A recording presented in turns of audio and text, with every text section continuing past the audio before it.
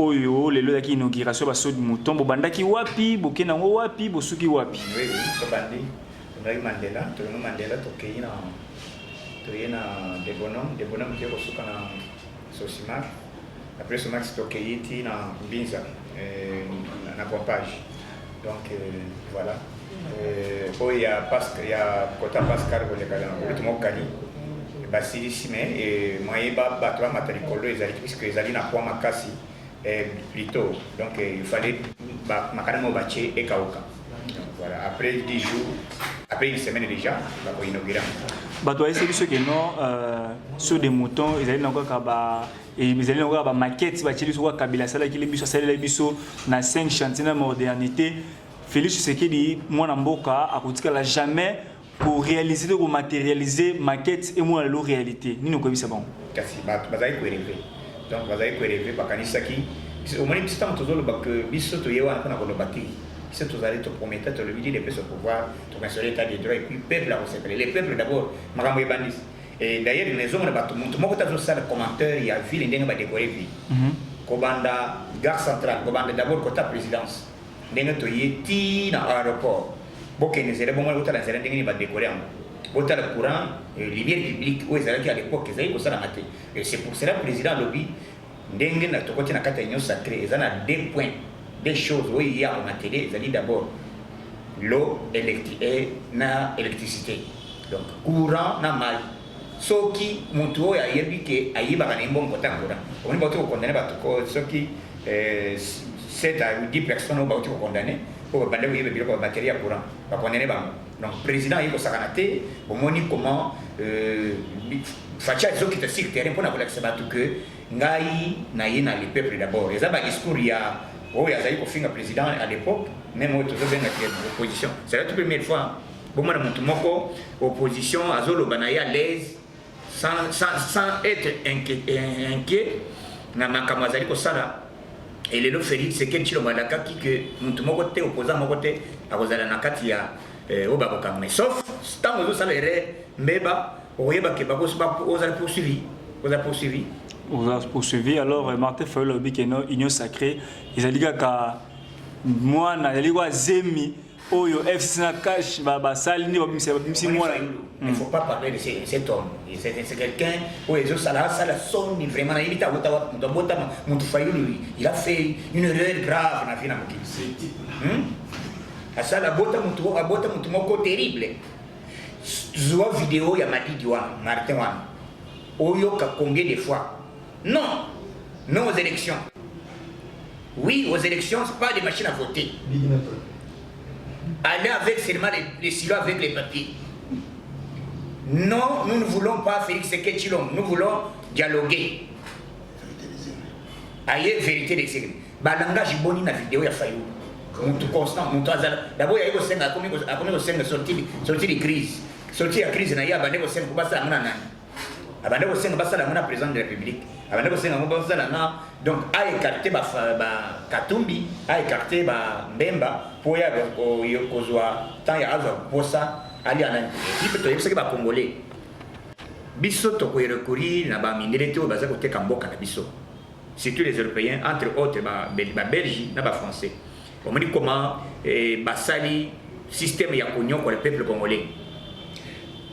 Pesi mbongo yoki mutunayi de voice qui toka zolo que mbongo ya oyo basalela ki campagne puisque nous demandons de se venir comme smartphone 40 000 smartphones oyo bapesa ki l'église catholique pour basala partout les moyens oyo kana RFI Fayulu oyo kana TV5 Fayulu oyo kana France 24 Fayulu partout Fayulu wana biso sur terrain Fayulu asali donc rien donc ba fabriquer ba résultat oh quand Luka azami voté voilà comme il en gaba 1000 fois Félix Boy or ezali ke loko sur terrain que bastara ke loko wana pour baya ko imposer surtout mutu na bango ndenge ba imposer kaka bila à l'époque donc biso tozali wana président de la République a beti campagne na contribution na biso ya $1 au tosala et mbongo ile kaka belé na compte fati to beto cette campagne les loto battre yango tozi pouvoir tozi présidentiel ezali pouvoir te que ya mutu moko a dicté biso ndenge que Fayulu auti kosala barrière ndenge azolakisa que ayaki na intérêt ya bamindele donc biso peuple congolais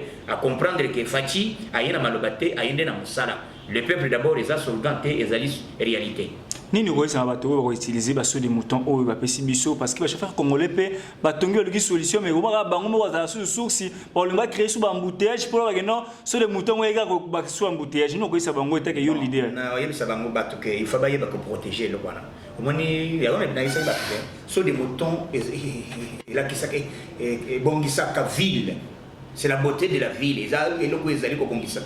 Au moni le quoi na mikila poto, aux autres qui demandent monsieur ces autres qui t'anassent, donc beauté de la ville. Et là bas sur des moutons. Mais le peuple comme le bâtiment la gâté, qu'est-ce qu'on a pas pourquoi? Aux habilités à pourquoi? Au moins comment à partir de 18h, au moins ville aucun na boulevard, zo image à ville na 18h, autant comment Kinshasa la belle. Kinshasa la belle, ils allaient qui sont gars au bande ko le batté puisque président et les bandes des ambisi. Et pour la Kanamoto. Mais le col Fatia a une locomotive, il y a peuple congolais. À 5 maintenant, machine Nyon c'est ça en marche au Congo et Bonga. Donc, nous tenons sur Oyalingi, Mboke Bonga, il faut aller dans le président. Il faut qu'on protège les des moutons, qu'on y ait des matiti pour les amis. Aussi, au Waki, donc il faut que nous ayons là, et où mais là, c'est qu'on a c'est quoi. Et le gouvernement sur la seconde, qui nous avons le lot, pour lancer le Transco, mais tout le monde Transco va lancer, nous avons savons. Transco, il faut bien ça 50 déjà sur le terrain. Et le petit cas qui est l'inauguration, il y a sur des moutons pour embouteillage, qui est dégagé. Donc, et le coup, c'est là. On n'est pas trop social, ce qui est les athées, moi, social et ça, les alité. Et le coup, il bon gars, quand c'est là. Des social et qu'il donc les lots pour comprendre déjà il y a 4 bateaux il y a pêche garant de bon fonctionnement basombi mbisia ou en divagation tokobamba bino bambisi na nzoto mbisi na ndenge moko mutuna kwena mbisia wa de aux na lac Tanganyika mosusu ekozala na océan Indien, mosusu ekozala na nini mibale ekozala côté ya oyo nani côté est nani parc de Virunga kuna. Donc kuna bakobanda kosala mbisi na ndenge moko nano tikala koyoka te. Donc vraiment Fachi Beton ayende na mosala ayende na maloba te, puisque il fallait Congo ba Congolais parce que Congo tozali koluka yango yé avec Fachi Beton. Donc to soutenir mokonzi mboka tozali koyebisa bino que Kabila azali hors périmètre. Il a été empêché depuis avant-hier pour aller faire un déplacement sur Dar es Salaam wapi boy, mais azali sous surveillance ya communauté entre autres les Américains. Les Américains va éviter vandana au kotika la kosa les déclarations moko politique était tant que aux awana. Donc fait au bimate bandana no avant bima au bayer c'est biso zo kende wa bon moni mabundu ndenge le sali na kati ensemble ba sali remise reprise puisque azalite abangi ko pesa ba nini mais ba sala ki na vice na ye deuxième président ya assemblée ndé ba sali remise reprise mais mabunda zana Dubai ali bikingo zo bukana akene ba traité ba batwana ba zakane wana soka moni asali akomi na soka bakoma kakolela bakoma kakosa robela ndenge azaria sakei o azobela tozali ko yebisa peuple congolais bozala un peu éveillé partout ici que vous allez autant même na barre de bis ce comme les mutumo suspect au moins mutumo azali ko tambola nyamu pese biso information pour toi il fallait azala ozare tozebisa ambassade ya Rwanda bo awa yo zalaki na Canada ubandai ko sala ko espionner au sala ba au sala coup d'état na kati ya Canada gouvernement canadien les lotos zao donc les lotos comme na Congo yo lingi ko sala coup d'état biso to koyebisa yo ke to sala marche pour to cho libanda complot na yo et puis to koyebisa gouvernement congolais puis Fachi Beton et sika zali ayoka ma atterrissage ya avion oyo ya Rwanda et ya kalisawate puisque to yebite et le ni commerce ni ya Rwanda commerce ni pour le moment ils a suspendu jusqu'à nouvel ordre ce que to Kimia nde ba avion anekoya pour l'instant to soutenir Mkonzamboka derrière lui les alliés na victoire moko certain. Donc soutenir Fachi Beton c'est changement, soutenir Fachi les alliés Fachi Oy Bolingo Fachi amour Fachi solution Fachi chouchou Oy Mboka na biso Oy le baki que un jour na Congo des personnes na pouvoir te instaurer état de droit. Voilà tout ce que je dis pour nous que nous allons vraiment pour le makasi vraiment rang peut que c'est là qu'on va à compte rendu au ambassadeur qui n'est que mon aïmo qui mon ami so bakangi nini société égale et kangi nango le biki va Congo ba kufa la souffrance ba biki ko coincer bango société mamo livre bakangi yango. Il faut ba faute d'abord bambongo ba faute biloko yo nani ba faute ba taxe à l'état.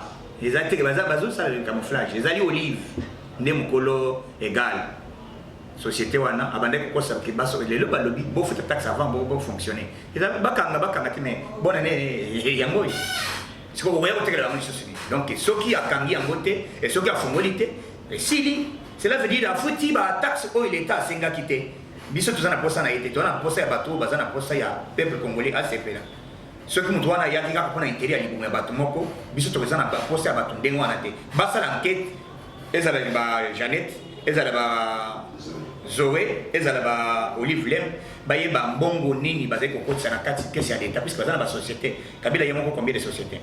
Donc ce qu'on va faire marché non c'est Kabila. Donc biso to yeb ça bino que état des droits et koti. Na kata union sacrée bientôt le gol toujours en 2021. En tout cas, na lingina chitena c'est bino que ma meilleure vie. La meilleure veille à tous les Congolais, si quand tu besoin d'angai, bah ouais, balinga kolanda yo kason, la meilleure veille si quand banda kutu bosi, et si quand bosi fait la kolanda yo kason, bah meilleure veille bonne année, en tout cas mbula elamu, to banda na makambo ya Fachi Beton, ndenge sengeli, nyata bortoleka, j'ai dit et je vous remercie. Merci.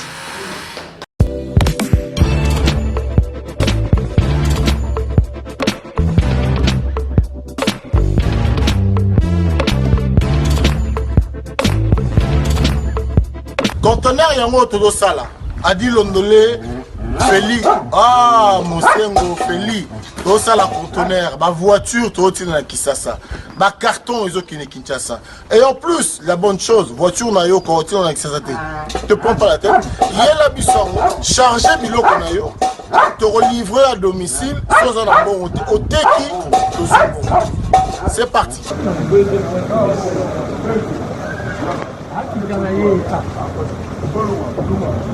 Jimmy.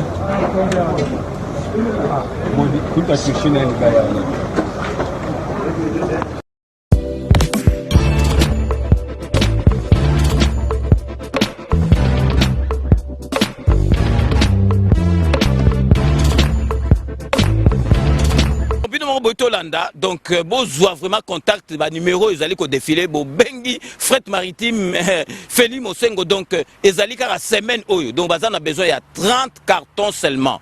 Donc, il y a 3 cartons, moi que vous allez au filet, et qui, kilo, vous allez compter, vraiment, besoin contact, vraiment, il faut consommer congolais, ceux qui congolais, ça les locaux, tout le monde chinois, vraiment, ils allaient, ma lame ou mingi.